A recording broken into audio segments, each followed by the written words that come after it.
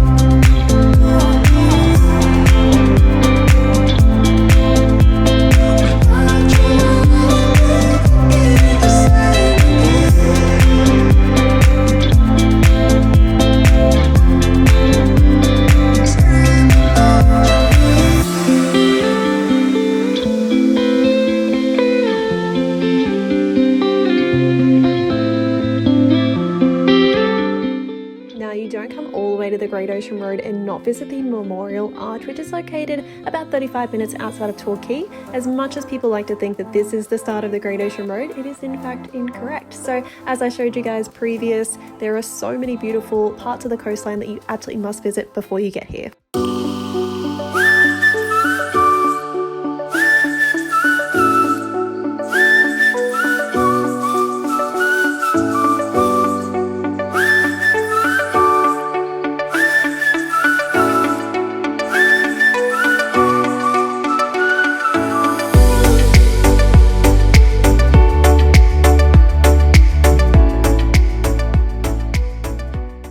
Starting off at the Sherrick Falls, which is just off of the Great Ocean Road, this is a super easy walk, being only 700 meters from the car park. But if you are up for a little bit more of a challenge and you're happy to, take up a couple more steps along the way, you can detour up to this Swallow Cave as well.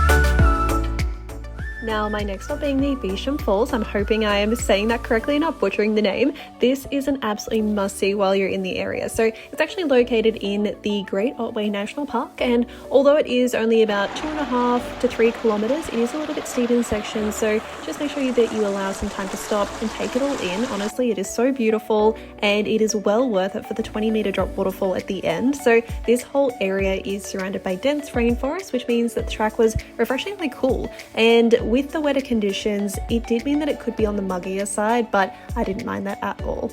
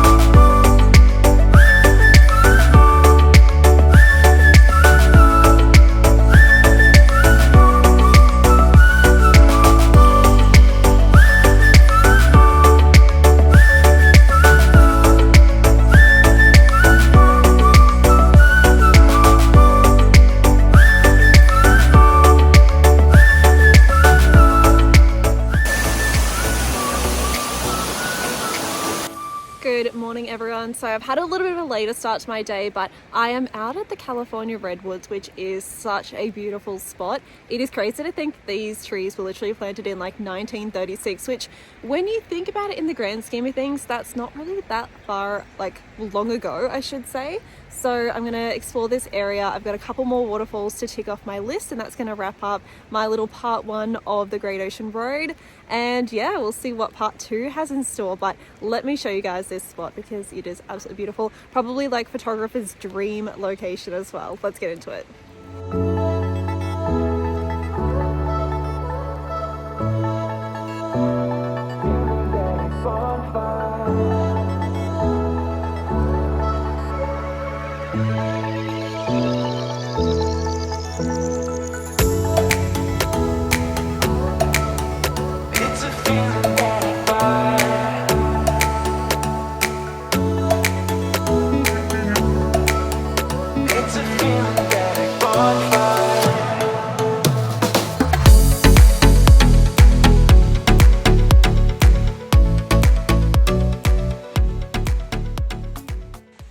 So next up I'm heading down to the Hopeton Falls. Now this one is apparently supposed to be absolutely stunning, so I'm pretty keen for that, but there's a lot of stairs to get down there, so let's get to it and then hopefully we don't die on the way back up.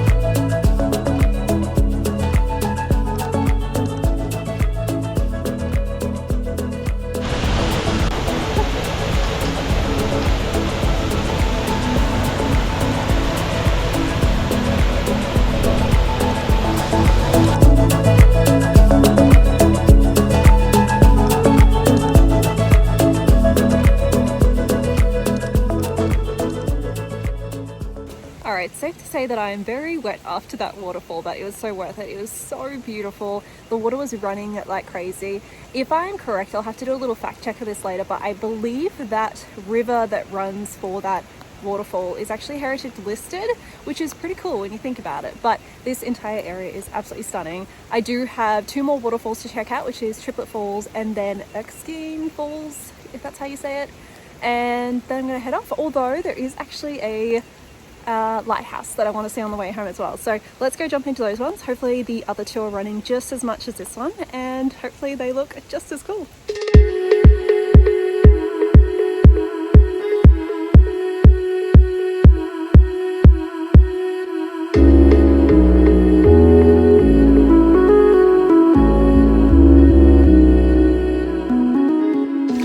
Alright, so I am at Triplet Falls now. This one is about 2 kilometers, so shouldn't really take that long. It does say estimated 1 hour, but I feel like I can power through this one pretty quickly. I'm not carrying anything with me, so it should be a little bit of a lighter hike, which will be nice. And then we'll head on over to our last waterfall. But honestly, there are so many waterfalls in this area. Like, I think you could spend weeks just exploring all of them.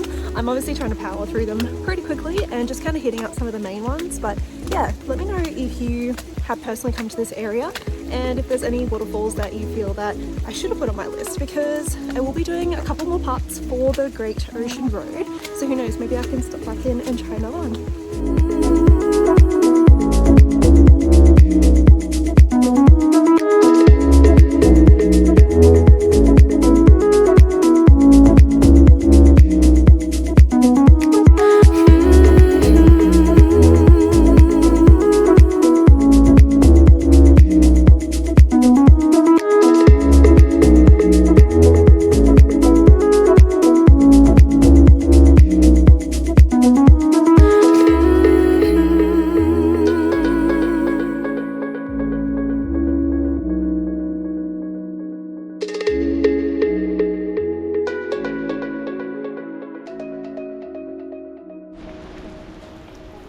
it looks like someone has actually carved out little windows and a door, which is so cute. I love that so much.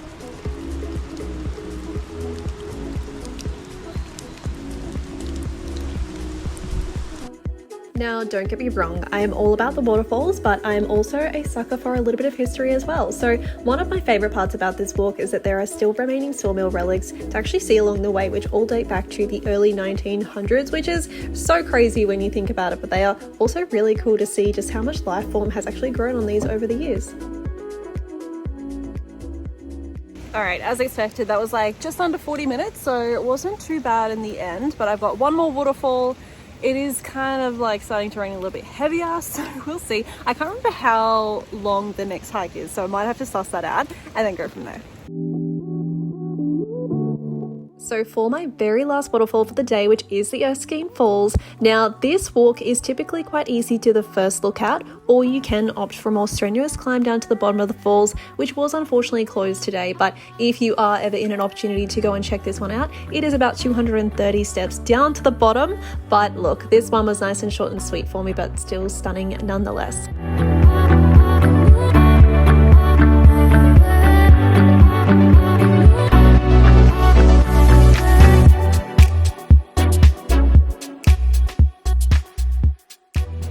So the last place that I wanted to check off is the Split Point Lighthouse. Now, if you don't already know what that is, just off the name, so a bit of a 90s throwback, potentially showing my age as well, but behind me is the lighthouse where they filmed Around the Twist. So let me show you guys around, but it's such a cool little, I don't know, like little throwback to what I used to do when I was a kid.